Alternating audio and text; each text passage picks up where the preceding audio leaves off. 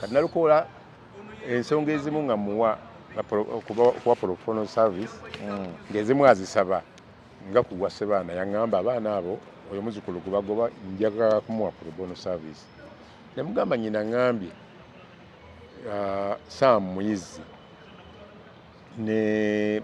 John Poker Kandebe bamuwa service eza probono zimala. Kakati bwe ntuukwa okuva mu DP namubuulira nga mukwano gwange. Bwe yatuuka okugenda mu Nuupu n'ambuulirako. Nalukoola tuba tuli mu General Court Martial ku bya General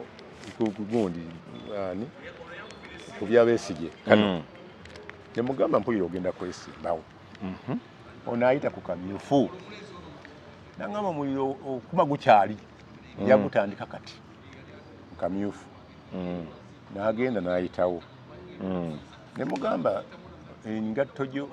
oyo yogayoga naye engatto gyozeemu ebaddeko baadde expectation ennene naddala ku bujjanjabi. N'ebirala waddewo sedbox na biki. Naye ku lwange nsobola okufunira omwami akuwa eddwaliro libeere mu linnya lyo ng'otwalayo abalwadde bo ne bajjanjabira ku bwereere oba ku layisi. N'aŋŋamba liri wakonze liri ku Mukaaga ate mu constituency eyo liri ku Kalinaawo mu maaso g'akatale. Ku Mukaaga wano ne tukkaanya ne mutwalayo ku Saturday. Ne mwanjula eri abasawo ne representative woli ali mu UK balina okusayininga MOU. Wayitawo ennaku ntono omukazi n'atabuka n'oli nga bagamba nti mutunze eddagala temumbuulidde. mutunze eddwaliro Eddwaliro tenze naliwandiisa ntwala ebintu byange yemu tubalagane bakufuna auditor oli n'atasasula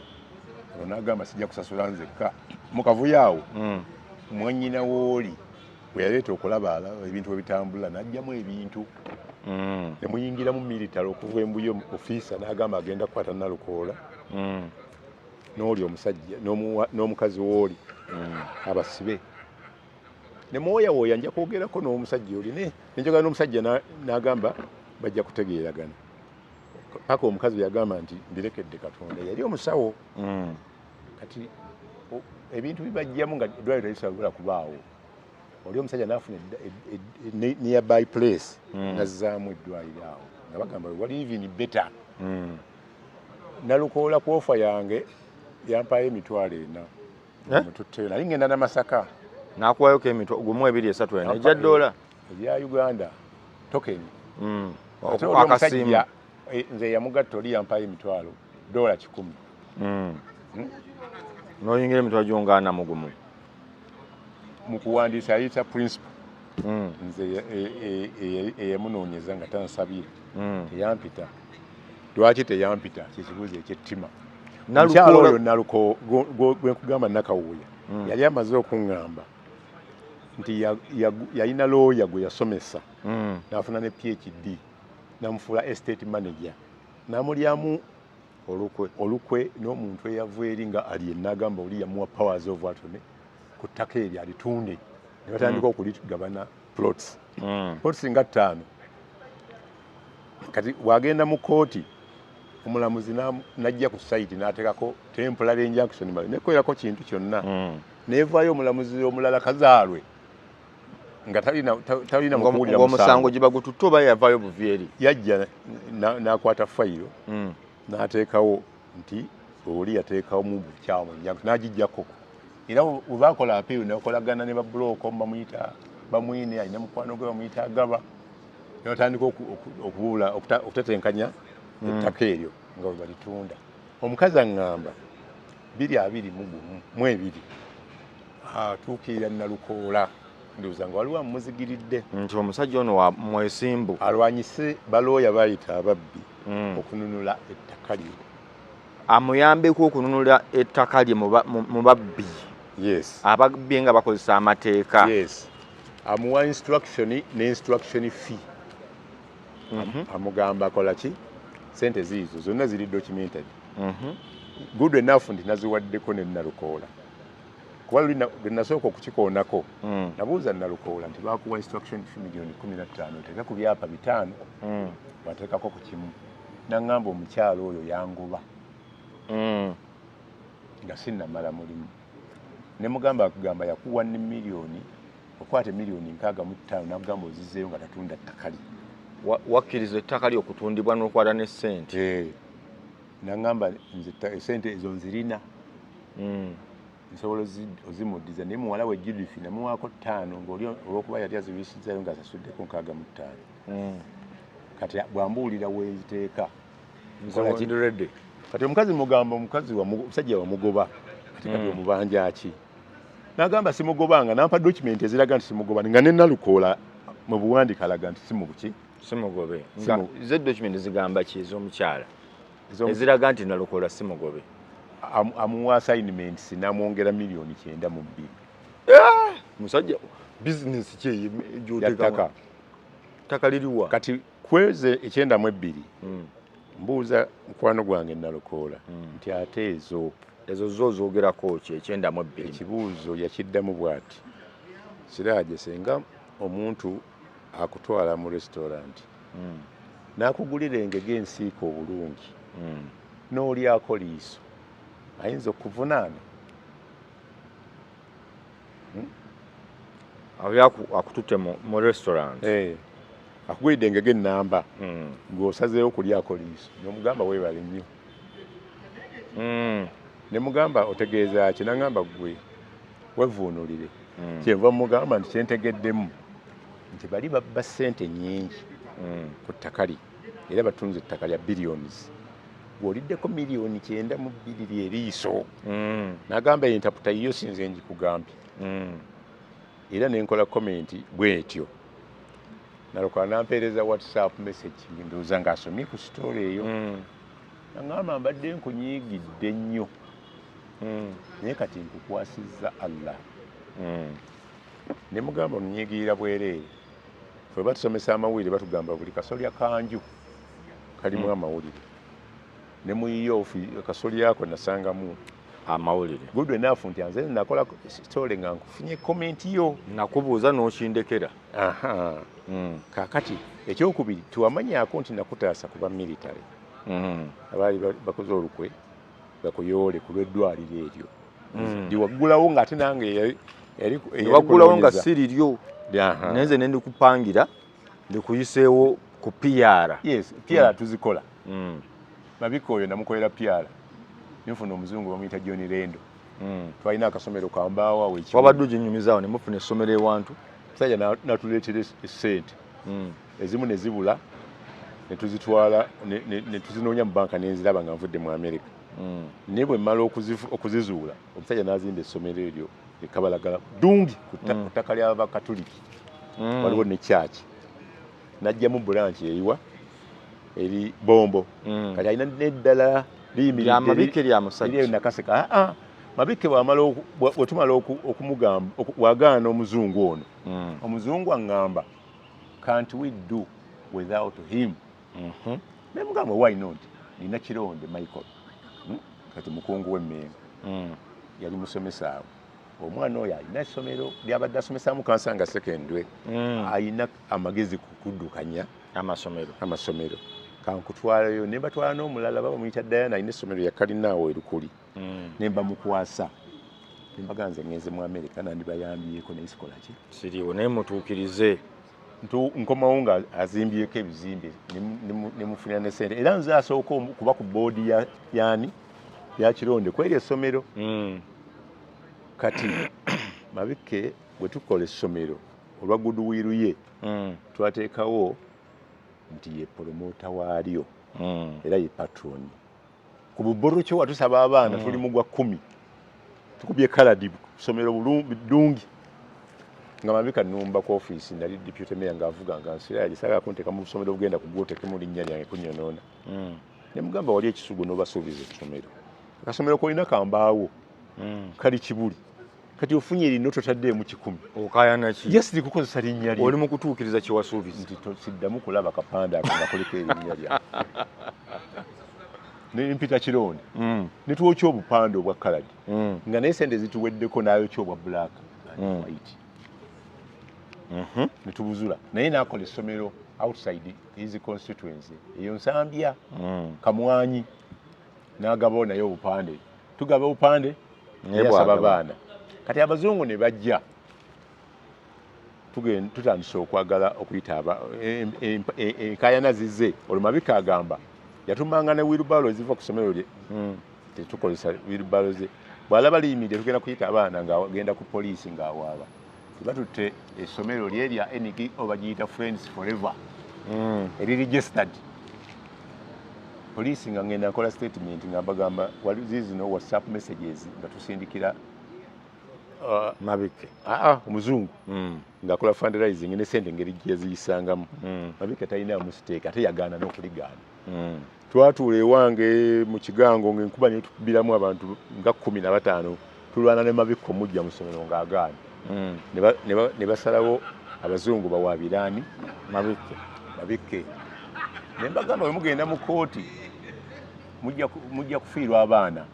abantu tebasobola kujja mu ssomero ppya liri mu kooti nga mulwanira bwannannyini kintu kiri ize tukyuse erinnya lino tulituume St. Janani secondary school bino byonna tubiscrapi twakikolere wiiki 2 ebipapula byonna ne geeti gitwali tusazeeko ebyuma nteekako ebirala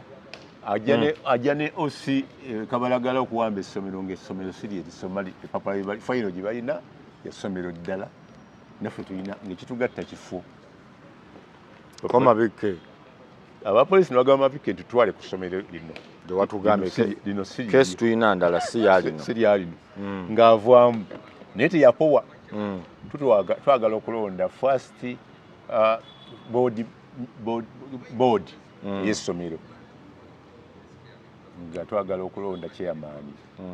nga nze propose nga tulonde Sarah Kanyike muwala wa Ssebagalo yali commissioner wa Uganda kuba yaliko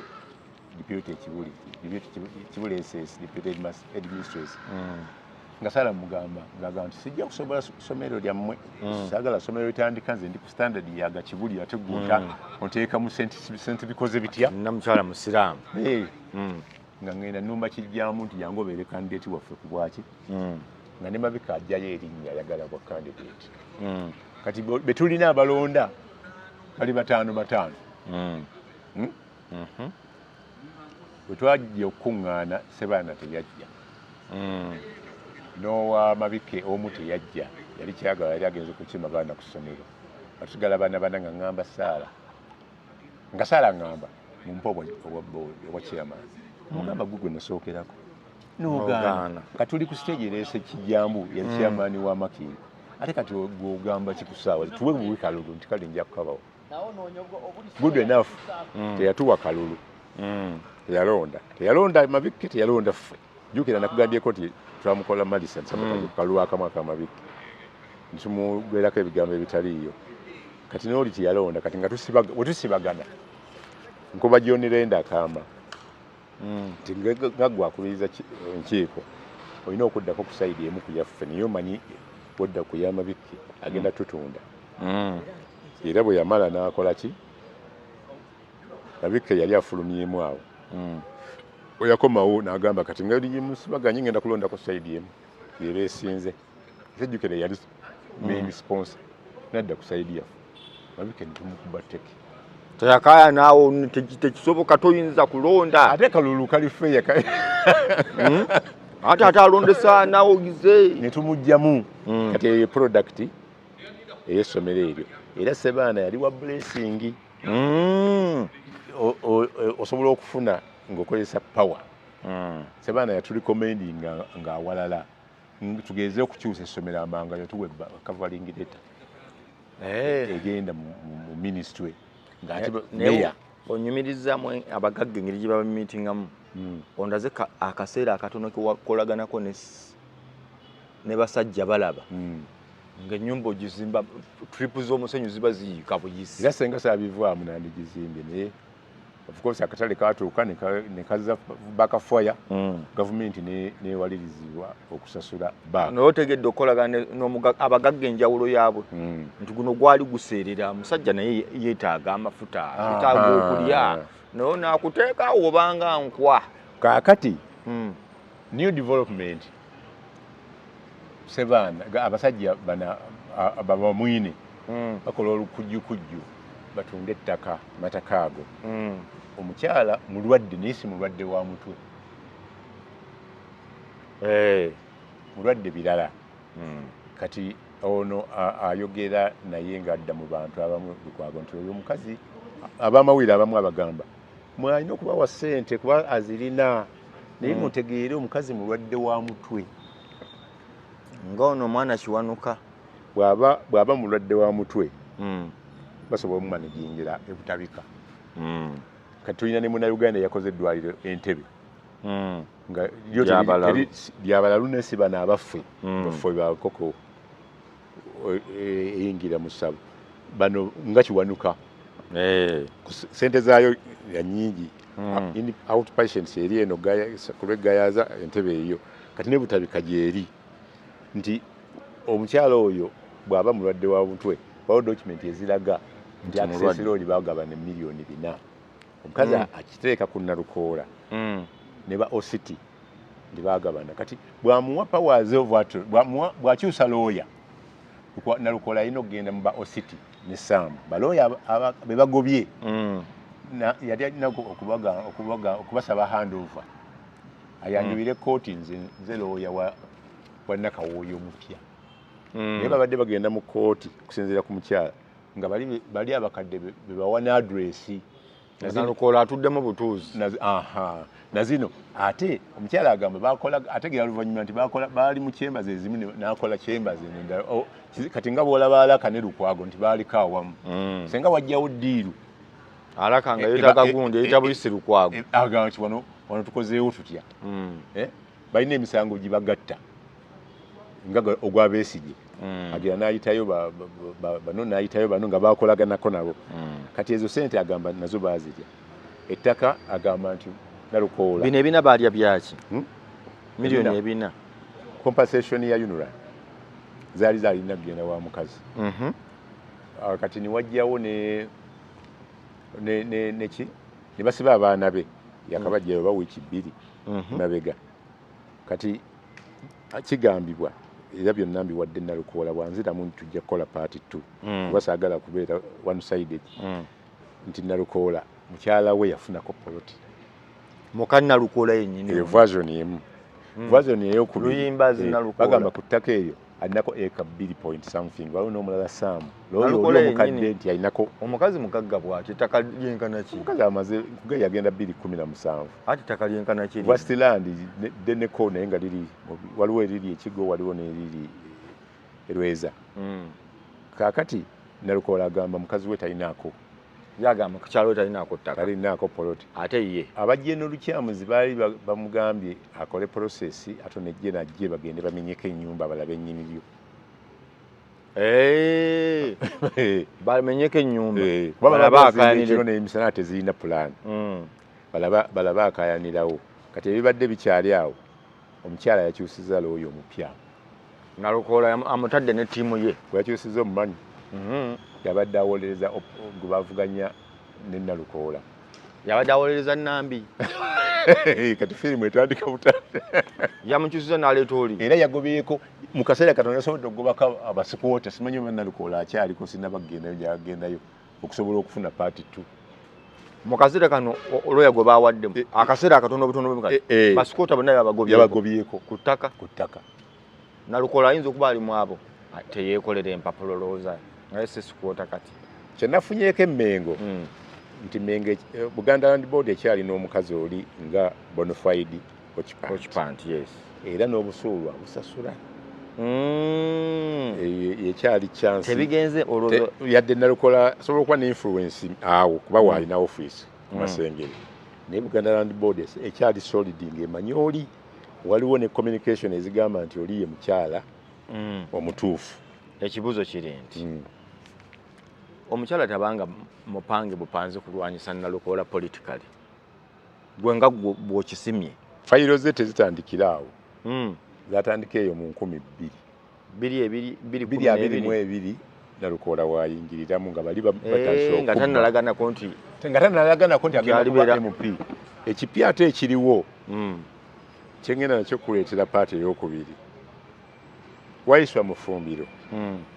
amanyi omukyalo oyo atya bamanyiganye simanyi namanya bwategeera atya naye we yali akola embaga ye yagendayo n'amuwa contribution omukyalo oyo kati yali akola yakayise kasuze katya namugamba kubulako $100 era bwesirufuna ndikola ki omukolo gufa n'alumusindikira obaabuwe ng'amusuubizza okumuyamba okumufunira balooya abagoba ababbi ku ttaka kati afuna information oluvannyuma nti ate Wayiso yeegasse ne Nalukoola okwongera okubba ku ttaka okunyigiririza ddala okubba ku ttaka ly'omukazi kati Nalukoola teyakola mirimu aye n'ettaka yalitwala erimu bw'agamba omukyala bw'agamba tulinde komenti ye kuba byonna mbimuwadde ekyokubiri Bobi wabeeredde wali kati mu America abadde Canada awo Canada omukyala yakoze petition simanyi oba agifunye njagala agimpe ng'eri petition nga awandiikidde principal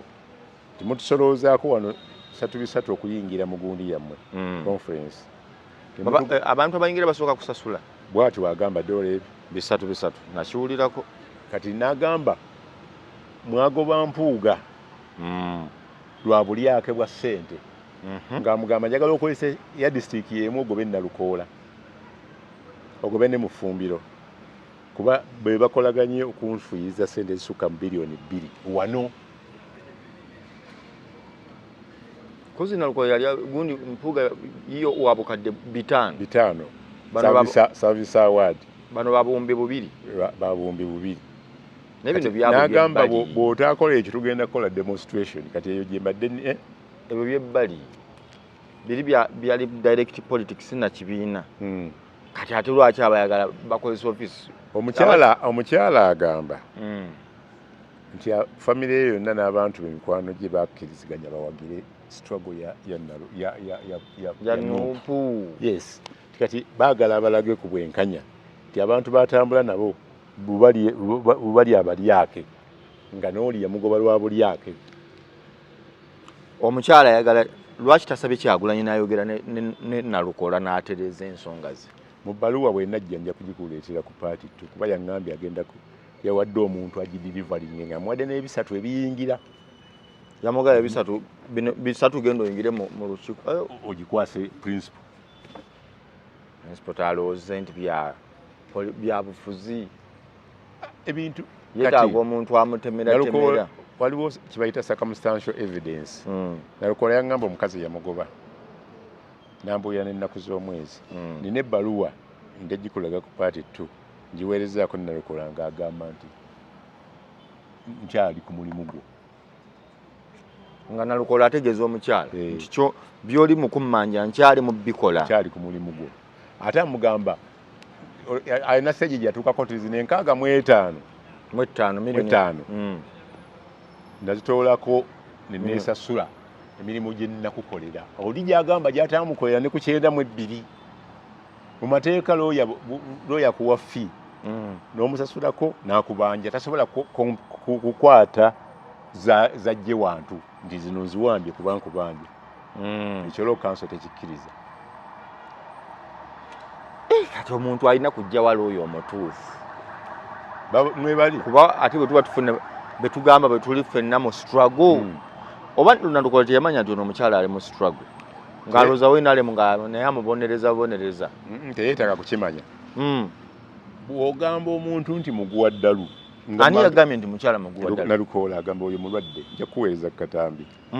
ng'amugamba nti oyo muguwa ddalu ate n'amukolera ng'ate akyogera ku audio kuwamawulire omulala atalinze oyo omukyala gwowolereza muguwaddalusireko muguwa ddalu nange ate asobola wakupangisa alowooza omukolera n'akwogerera essaawa 5 namba n'akola ate kuba oli yadde amugamba lwaki toyogerako n'omukyala atwala obudde bungi atwala obudde bwange bungi muguwa ddalu omukazi yampeereza empapula ze ng'alina kirwadde kirala temuliimu ddalu bwe liba nga eddalu mweriri lisobola okuwona kuba oddalu bulwadde ate toyita buyite kyembuuza kaakati y'omukyala essuubi alitadde wa Bobi Wine kuki okufuna obwenkanya kati awa manta buli wasobola okufuna obuyambi kuba agamba mu sitwago ya Bobi Wine ye ne gurupu ye babadde balina nabo ettafaali libateekawo kale Bobi Wine abaleetedde omusajja ye gwalowooza nti mubbi kati amuleetedde abasajja agatta Nalukoola ne Waiswa Mufumbi anti Waiswa ye teyakola tebaatuuka kukola yalino yamuwa ki ebyo yabimuwa mabega naye tebaatandika kukola bonna n'amusuubiza okumuyamba okumununula ettaka ate ne azuula luvannyuma nti yeegasse ne Nalukoola n'abali ababbi boositi basaamu babamwine okumukola ki kati olina emirundi ebiri w'oŋŋambira ku nkomerero yagobye Nalukoola ate wamu ogamba teyamugoba kati we watuufu Nalukoola yasooka okuŋŋamba nti baamugoba omukazi n'agamba simugobanga mu biseera biri edda juuti lwe mubuuza era nziramu mugamba Nalukoola nziramu mugamba n'ampeereza ebbaluwa ng'emuwa instructions endala Nalukoola agamba nti nkyali looyawo era emirimu ngenda gikutuusaako awo agambira nti zino 65 mbuwira wenziteeka nina waddeko 5 muwalawo Judith ye administrators we wano mwana muto bali ku university mukyali muto namugamba nti nazimuwadde kati asembayo amugamba toddamu kukolagana ne Judith kuba ebintu bye bya kibbi yes kati mu bbaluwa ye eri asaba principal atreatinge Nalukoola ne Waiswa nga bwe yatreatinga Mpuuga yes ayagala ya district emu eddagala lye limu wali obulwadde takyusa kuba toyinza kugamba nti nnwanyisa abafere ng'abakuli ku mugongo ye bw'agamba bw'ati bufere bwe waabwe eri bubbi bwa ku kyalo bweyo si bya kibiina ate ng'ogendayo ne bagamba mu sitwago tujjeko ababbi abafere tujjeko ababbi kati sooka olage nti gwe oli kirini gw'okiteesaako okinga gwe mukyala mutuufu ku nsonga eyo Kyagulanyi ababajjeko baani gundi Waiswa Mufumbiro ne ekisooka n'empuugo mujjako yali mistake okkiriza yali mistake n'okwejjako Waiswa oba Nalukoola nayo eba mistake ababbi balina engeri gye babakwatamu mu byobufuzi kuba bonna si batuukirivu eyatandikawo yali first president wa UID yajja ne gadgets ne ssente okuva mu State House Ssemwogerere ye president Ssemwogerere engeri gye yakwatamu Luzige yali ya so diplomat nti twakimanya ne Luzige nga yeegobye yekka engeri gye yakwatamu omukyalo ono Mutagamba yali campaign manager we nga campaign ziwedde Airtel babanja milioni 2 Museveni amalazi musasulire yagikwata ya kintu kisigu nti Mutagamba yagenda neti yakola nsasagge nene politics is about numbers Mpuuga ayinza okuba yafuna service award 5 abala ne bafuna 4 naye ani yagamba nti Mpuuga yazifuna mu cash Mpuuga middle person yaliwaawo yali Anita Among speaker era ye yakubiriza ne service award ate yakoma kwabo bana yaweebwa ne bakaddaga mikwano gyange ne ba gundi ono sekandi bazi bawako no Butajira yali speaker Butajira yali speaker wa parliament y'Oboti nga bano bekweka ku 5 naye ono Anita amawulire g'enkyayina gagamba yalina ekizibu ne data mining school essomero lye wane Wandegeya yes bambanja milioni nga 3.5 ani Mpuuga ani go bali babanja Mpuuga story yo nali ngenda gikolako Mpuuga nanyinyonyola mu buntu n'engireka kati amugamba nti muwadde bina naye nagenda kusigaza wata wake mwongereko 10 afuneko kashi akasigaza mu ngalo Museveni n'atakiwakanya era Museveni talwanyisa nko service award y'abantu be instead yagamba ono chief whip aba protecting Mpuuga kusendeza ina isomero lyali litabadde nga bagagga abasajja abagagga bangi naye ebizibu nabyo bingi mu ggwanga tosobola gamba nti mugagga tewali amubanja ne Sale bamubanja ne mutabani wa Sale bamubanja leka naawe ngani ayinza okubanja Sale kwezesa ne zaagaba kizibu mu ekyo akulira Salasini mutabani wa Sale bamuyita Alexander akulira Salasini ebiseera omwaka gumu n'ekitundu yawa kampuni emu wano mu Uganda omulimu eba supplying uniform engatto saati mpale misipi ne bibatuuni nga tebalina sente zimala Alexander n'abawa ng'akozesa kampuni eyo n'abawa PLO bafunireko banka loan LPO ne bafuna sente mu banka ne basupplyinga batuuka ekiseera nga sente zituuse okusasula nga oyita basasula mutabani mutano wa Salimu Sale milioni 2.6 ne bamumiitinga n'agamba sooka otuweeyo 3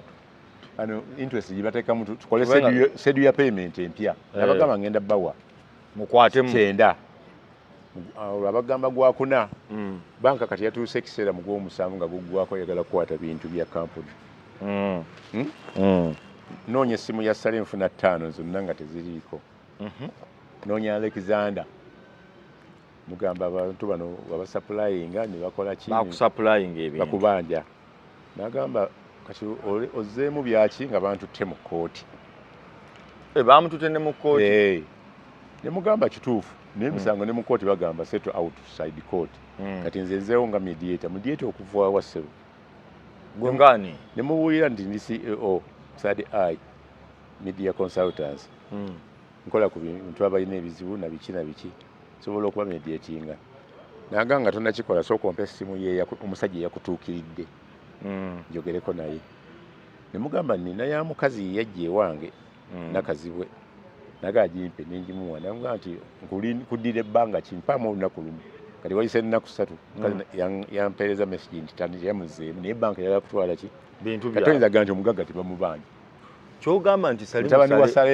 Salimu Sale bamubanjiza ddala sene Sale oba ono mwana we nze badde munoonya kuba yasobola okuandastandinga n'obutatali nyo omwana we waliwo abaana bano bakuza obukuza kyonna kyekiri naye amanaginga kampuni yo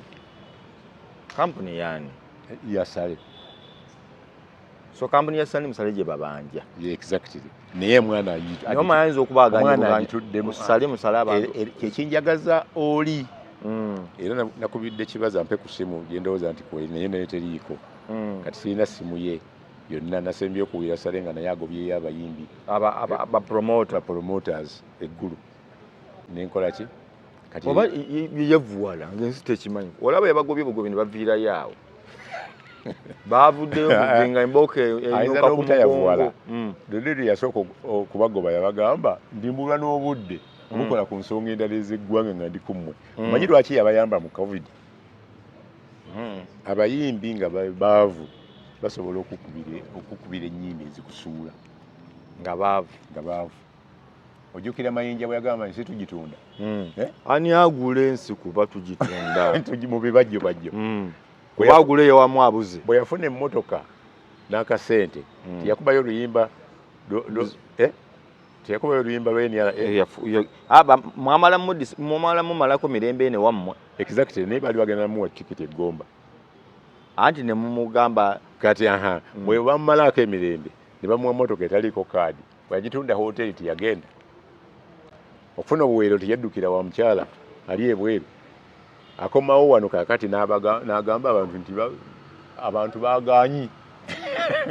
olaba omuyindi bwakyukanga nawe oluvu kati oli yalina okubakwatira awo mukyava mbuuza nti abaana abava wano mu primary mubatwalawa nemugamba buli muntu agenda gyakola ki tutamute n'agamba siyinza ku mama wange tata wange MP sobola okukola fundraising eyo nembayitira ku sente musobola okufuna ettaka we tulizimba nemugamba why not tujja kulifuna nangamba fine nimutwale wa Mabike mu ddiiro emuyenga Mabike twamuggyeeyo ntimuteekaawo emiyenga ne Sebaana omusajja n'atandika omubuulira bw'ayinza okutuyamba Sebaana mwakola tya twamujja gye yali eyo oba mutunda netumuleetaawo omuyenga wemupi Sebaana yamuyamba n'agimuwa nga bagamba Sebaana yali mukodo nnyo nga tavaako kantu n'akamu naye nga bw'akavaako akatono akafuna kaba kaddala nga Sebaana ayinza n'okusaba mulwana we nti mpangisiza oyo mwana ng'ayogedde bigambo Sebaana nga omusaba ssente mu campaign enkalu tazikuwa era bwe twatambulanga mu campaign mu Buganda bwonna twamalayo ntugenda paka eyo lira bwe munyuka bw'ati akuzza ebbali n'akwata mu nsawo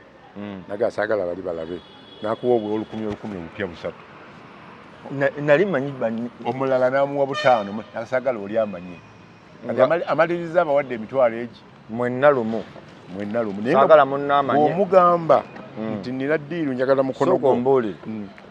saagala oli amanye kati gwogera n'akuwadde 3,000 tayagala kuzisumululira awo bano omulala ajja kuziraba nga nyingi wakuwadde yawaako emirimu kibi mumanyi yankolirako olumu program nga siriiwo nali wala ne mugaa gyentuuliremu n'agikola bulungi nnyo nemunyumira n'amuyita n'amuwa 2,000 n'amugamba weebale nnyo naye nga ono alinnyiza 4,000 navanga naye oluusi ewaka ekansanga mu maaso ga Kampala International University ng'amawulire agagula wano ku Sheero era w'amawulire amulinda nga bukedde ali ku 8 ganamala 10,000 ng'awaayo 3,000 oba 5 omusajja bwamuwa 5 n'amuddiza 2 n'amugamba nti ate ebibiri biriwa agamba nti ebibiri sirina kyenyi genda wali ku petrol station bajja kuwa kyenyi n'asigala ng'asoma amawulire nga mulinze bibiri mulinze siringi 2 naye nga bw'omugamba omukono nti waliwo ddiiri waliwo omusajja mugagga waffe bamuyita Charles Kyagala batandika okukola omwalo ogwo Nakivubo Channel n'akola application asaplayinga amayinja agamba twagala credible recommender n'agenda ewa Sebaana n'amukolera ebbaluwa n'asasula yagula kyegonze eyo gombola namba egomba naye newafa alinayo amataka bamusiba n'okumusiba emyezi 11 okumugyayo nalwana nnyo nga bamugamba mubbi wa ttaka akoze atya naye nga ku fayiro bateekako talina place of abode we bamumabeyiro babasiba babiri maama w'omu n'antuma ne muyamba ne mujjayo bamuyita Kabuusu emuga ne ndabyeyo ne Kyagaba ate Kyagaba wange nnyo egomba mumanyi nagendayo kunoonya kolayo campaign ntukola kyegonza gombola ya egombolola eyo netukola nayo launch neya DP netuyita neyali MP ajje ku mukolo ogwo nga agenda muvuganya ono n'agaana n'atuwa emitwalo 5 kati nempandikira principal judge Nzeija omusajja bagamba yabba omusango guli beyire yabba ettaka naye buli nnaku bateekako talina place of abode naye gana amayumba nagakuba na mukaladi gali 7 naye no gali 3 gagega kalina eyo si issue n'ajjayo fayiro ne bamuleeta wano era ne bamusiba baali bamubbanga bakola mu State House finally ne bamuteereka jansi ku mitwalo 2 gokka naye yagaggawala lwa mukono gwa Sebaana atukati oyo omu owokubiri njagala gwe owokubiri watwalayo ddiiru ki nze kubanga Sebaana obukodwe bwe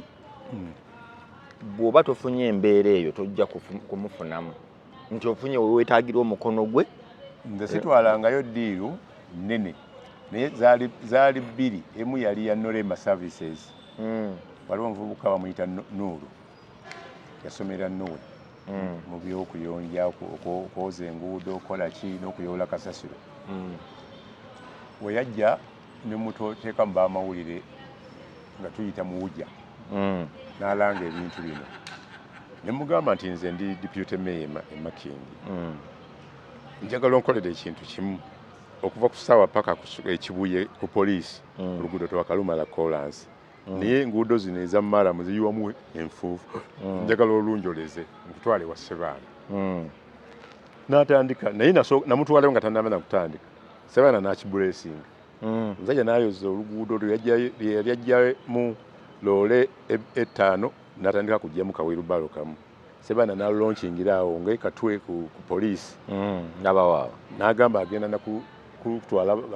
ayoze Kampala Road na biki naye bwe yagenda mu Sebaana ng'amukkiriza batekenical officer nga baagalako ssente nnyingi ne bamulemesa ne mutwala e Mulago natandika okwoza Mulago. Wava Mulago ne mutwala ku Uganda Manufacturers Association n'agiyonja. Kati ennaku zino mulaba Kawempe ayola kasasiro yemu ku private company. Nene tumulaba kuva mu America nasanga booza enguudo ekiro. Era ne bamulemesa. Na pakalo yasalawo ne yesimbako ku bwa kansala awo n'addayo mu America. Kati yabivaako. Eyo yeddiiro gyokka. Naye Lumumba nali ku mmeeza ye bw'ati. Sebaana Kizito omusajja n'ajja nga azze kumwebaza alina ddiiru gye yamukolera. Ng'amuleetedde miliyoni 4 nga ziri mu papula bwa green webiri ebiri wedda. Namugamba nkwadde miliyoni ezo 2. N'amubuuza ekibuuzo nti ziwera. Namugamba mukama wange ziizo. N'akomba ku lugalo. N'atandika kubala lumulumu. Nga neebuuza bwe ziba teziwera. Agenda mugamba azijjuze. Kati oyo ye Sebaana. Nze okutandika omuwandiikira akatabo. Yasooka kawa Samubo wa Monitor ali nkola naye n'atakafulumya mbu jo nayogeddeko ne Samubo nangamba yakamuwa neti yamusasula nze yangamba yamusasula kati yangamba muwandiikire ne mugamba miliyoni 10 kyava nga ne Samubo yakampandikira musanvu n'atakakola ngenda kuwa emu kitundu ngamba njakola ebirala ekyo sijja kikola ne tujja nga tuwogera paka lwe yali serious n'atuuka ku musanvu gwe nali njagala n'entandika okukawandiika naye yafa tampadde yadde 10. Naawe teyakuwa ssente? Yafa tampadde. Naye yaŋŋamba twali tulina okukola chapter 12 okuva mu buto bwe abaamukuza yasomera atandika atya omulimo musiko ayingira atya mu byobufuzi nga buli kimu tukiwa topic famire ye kati twali tunatuuka ku famire naye ndaba nga ssa bubi mu ddiiro lye twakoleranga mu ddiiro lye oba ku Sebo Green oba ku Shore House. Ne mugamba tosobola kuwummulamu omala okujjanjabwa nja kudda olulala.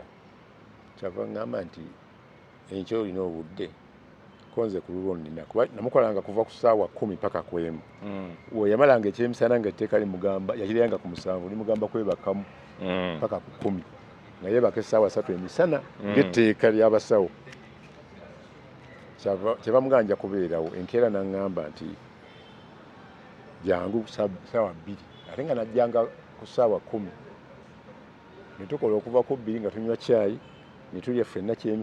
ekyemisana ng'akikuwa nga yes emmere yaliwo yalina galagize 2 nga tezibeera mu motoka zibeeramu mmere nga tagula mmere ekika kya mmere ng'akijja manzi eyo ekyalo kye yalina ekyalo kye ng'ajjayo n'amata naye ng'amata tagasuubuza yalina nga emidaala 5 mu Owino nga mulimu abakazi abakadde waggulu bajja ne bakola accountability y'amata nga oba mukozi wa swiko tonywa caayi bweru tolya mmere bweru amata ago kwafumbira abakozi emmere kwabafumbira ekintu kye yagulanga nga mulaba galinga mawulire ebirala simanyi n'amafuta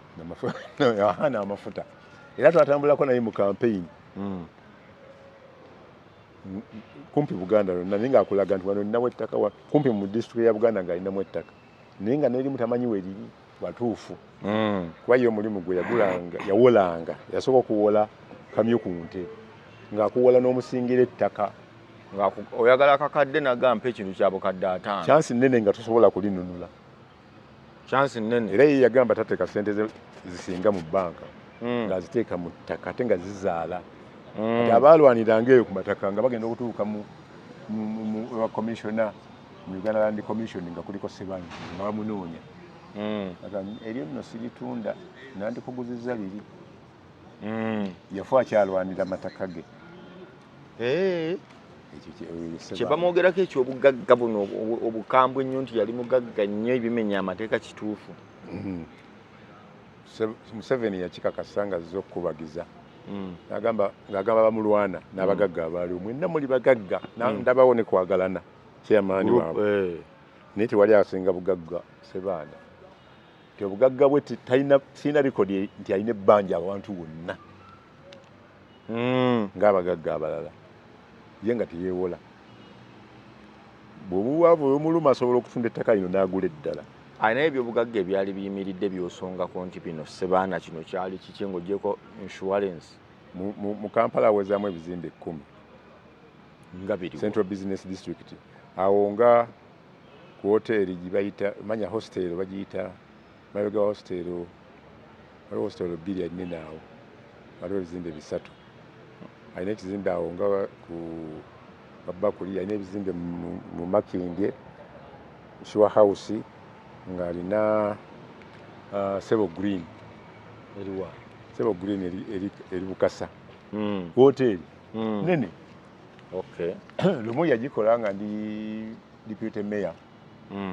Nangamba nkuwadde free accommodation ennaku 4. Nze mukazi wo. Usulewo nga mulya nga munywa.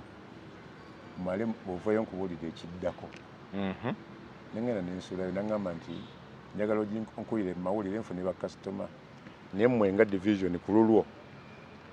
temulina holo we mutuuza nkiiko. Mbawaddewo ku bwereere naye soda n'ebyokunywa mujja bigulanga.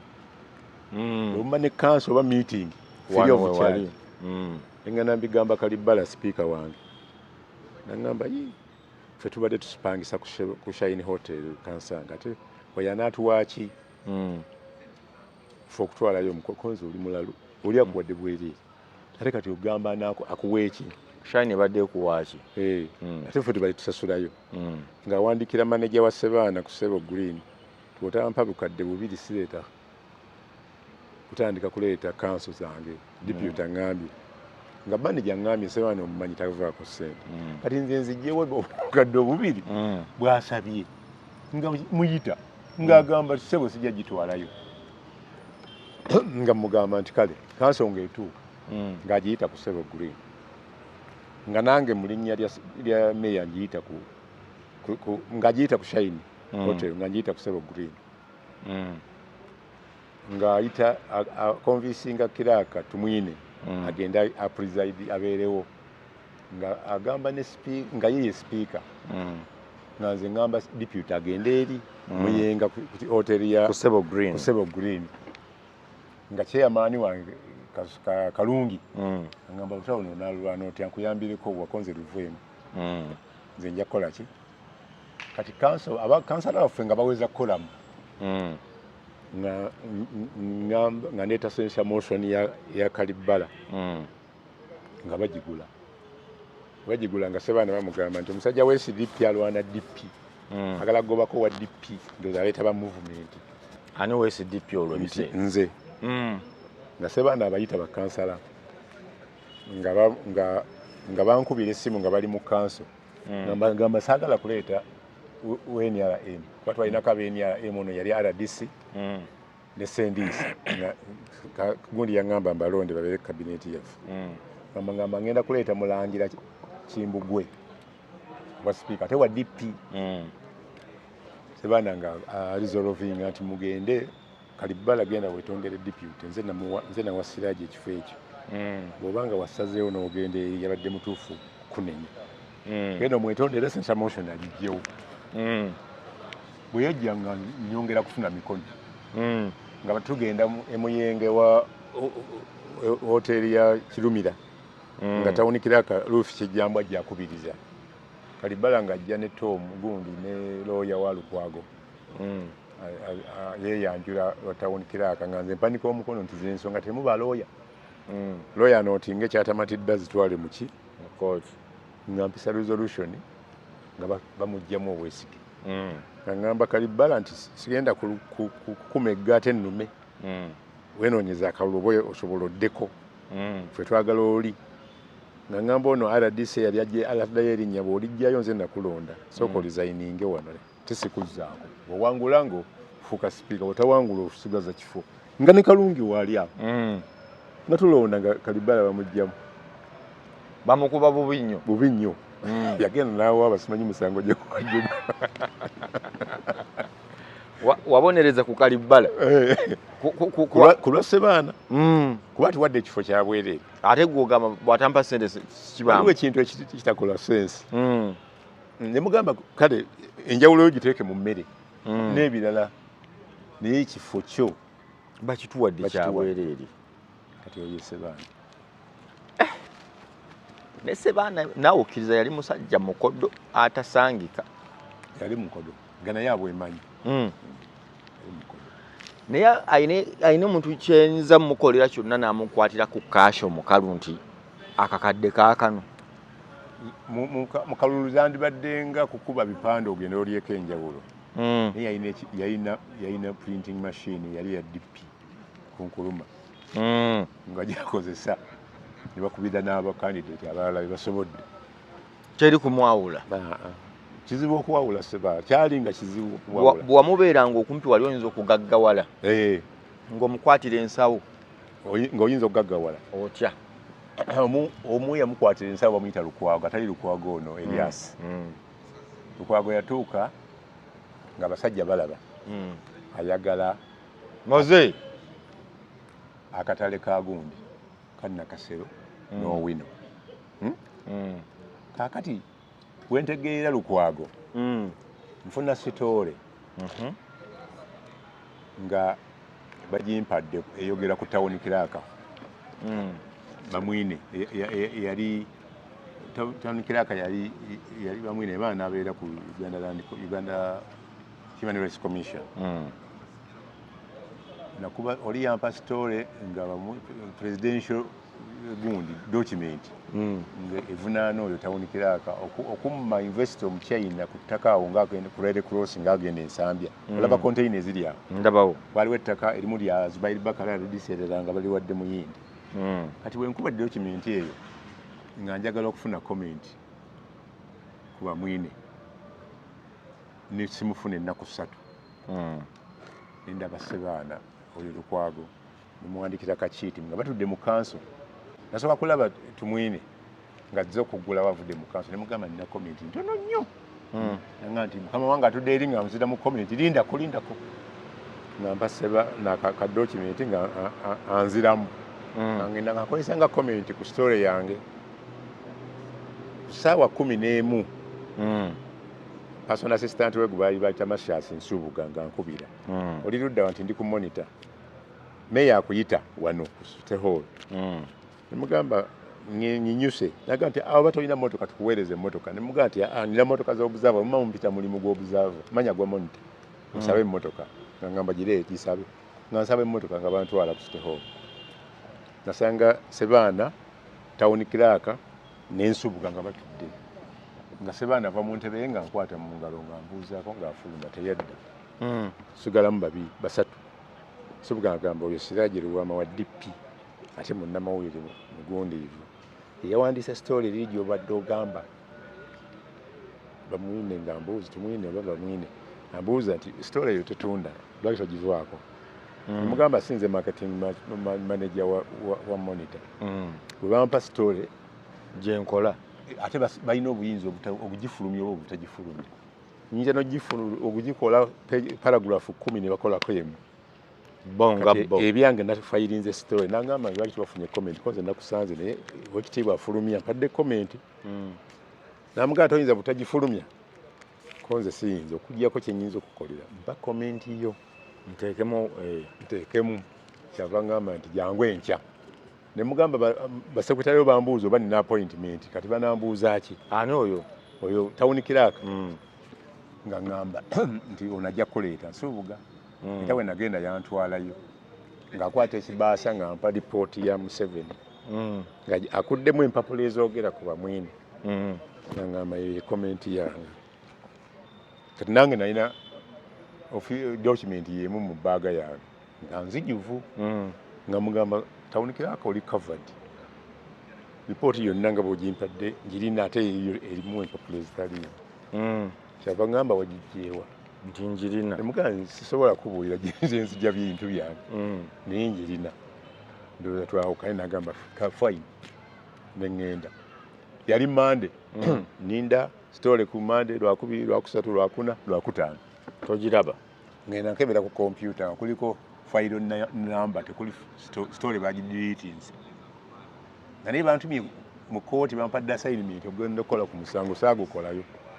nenzirayo ekano na document nenziramu nenkuba story kuba yambuuza nga nfuluma nti ani news editor wo ne mumubuulira erinnya ndowooza n'akola search n'amufuna story n'agisangulamu nenjiyisa ku mukono nenjiwa Onyango Kevin aliro era atuula waggulu upstairs nemugaa story nagikola Monday ne document yayo iyo sanze bagisangudde munagamba just put it there ku Monday yali read story Monday yali ku page 1 story kundi ku steholo nga buli muntu alina monitor amukutte mu ngalo ani muwandiisi sirajire bwamu kakati wayitawo wiiki eddako efulumye Monday ku Lwokusatu mba ndi ku monitor story yali ekwata kuki nti yalina omuvunaana yakotogera investor n'amuggyako ettaka Museveni yali amuwadde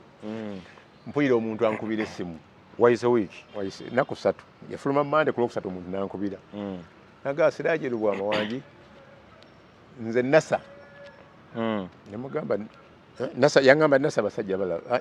yangamba nze Hassan basajja balaba nemugamba honorable olyote nanga nti go confusing ne NASA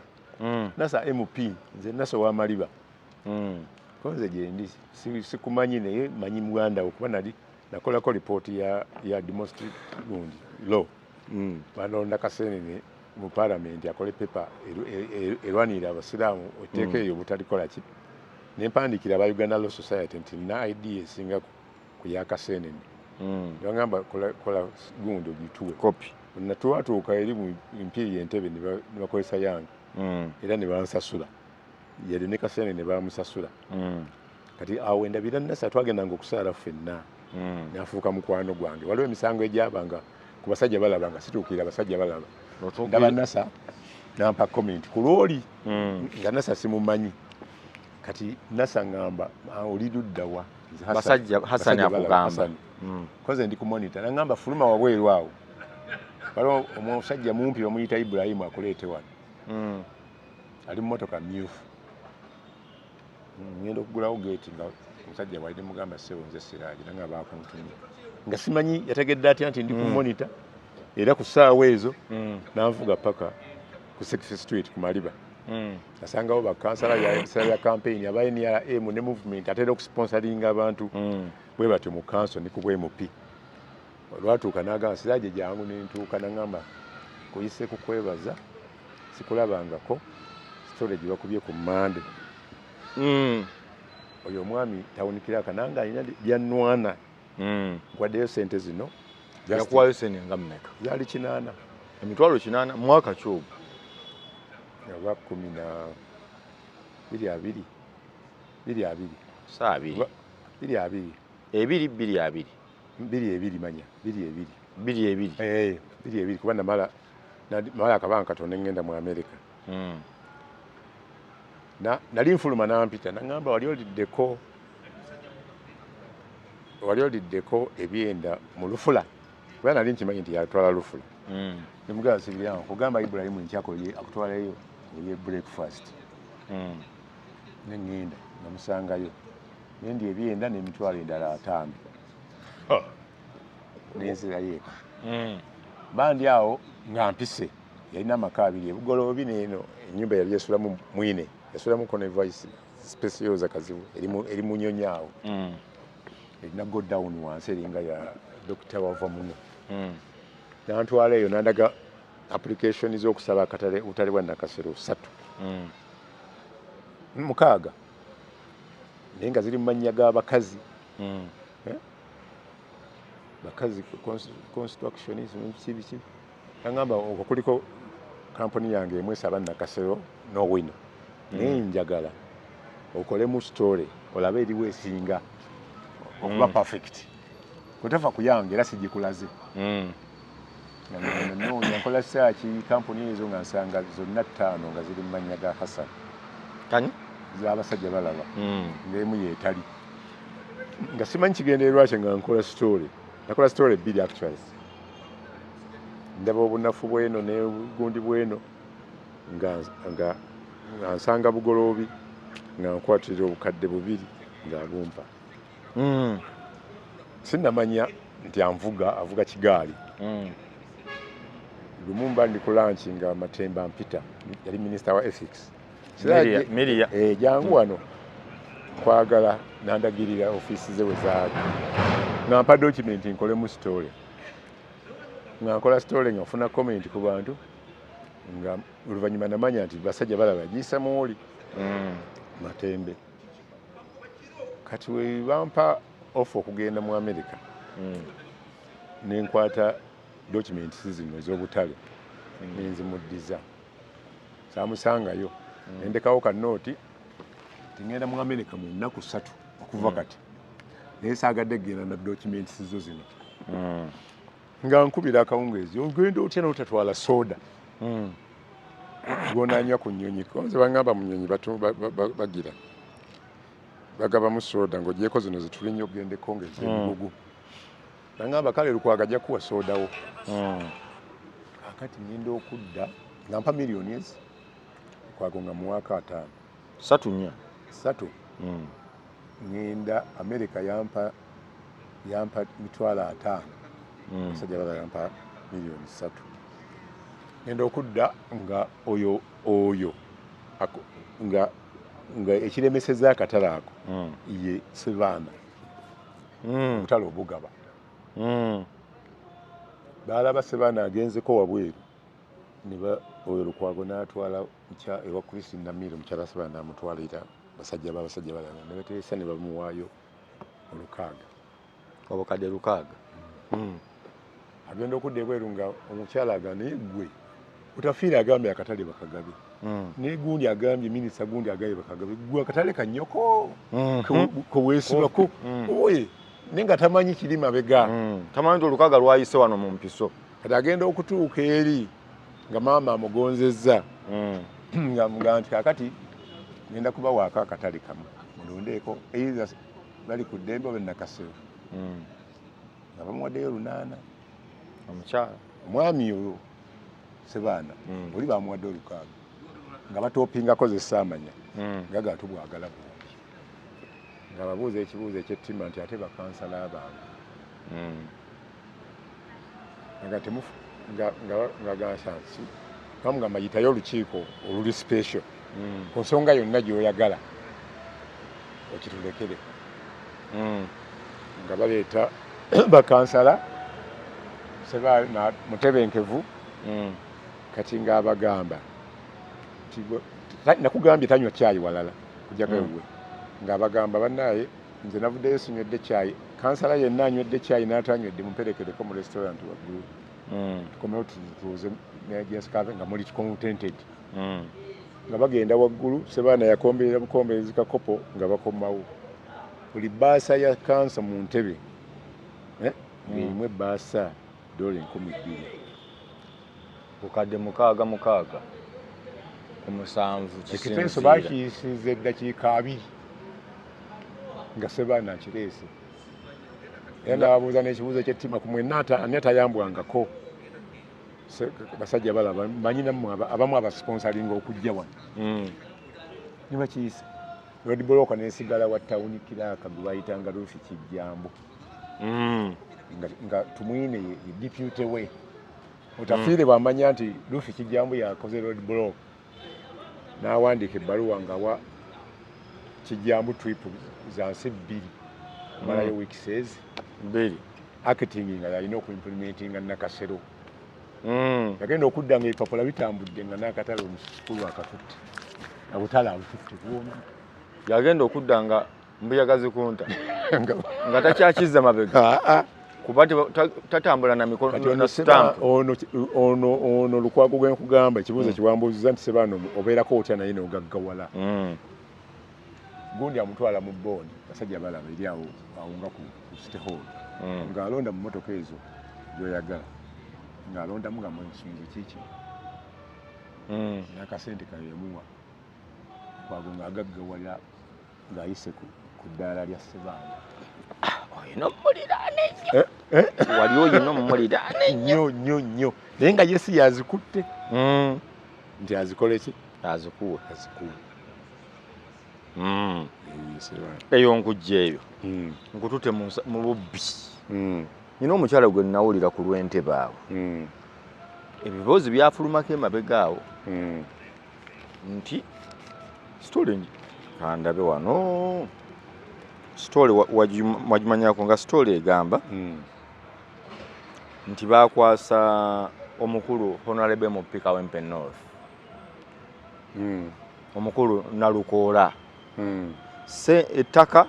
omukyala gabamuwa abeerera oya waabwe abayambeko okutambuza ensonga z'amateeka nga waliwo abaagala okubba ettaka ly'omukyala naye ate omukyala yankwera naŋŋamba nti nange ate Nalukoola yanneefuulira n'avaawo n'agamba Nalukoola bamubuuza wabawo yalina comment ku Nalukoola nti bamulwana lwa byabufuzi ekituufu kiri ki ttaka lya Ntebe Road Nalukoola abadde looya simanyi gye yava ntegeera butegeezi nti yaliko ne City yali looya w'oyo omukyala gw'oyogera bamuyita Immaculate Nakawooya ye Nakawooya Nakawooya kati Lukwago nga si Lukwago mbadde nkola ensonga zino ez'ettaka nga ni ku BBS program sponsored by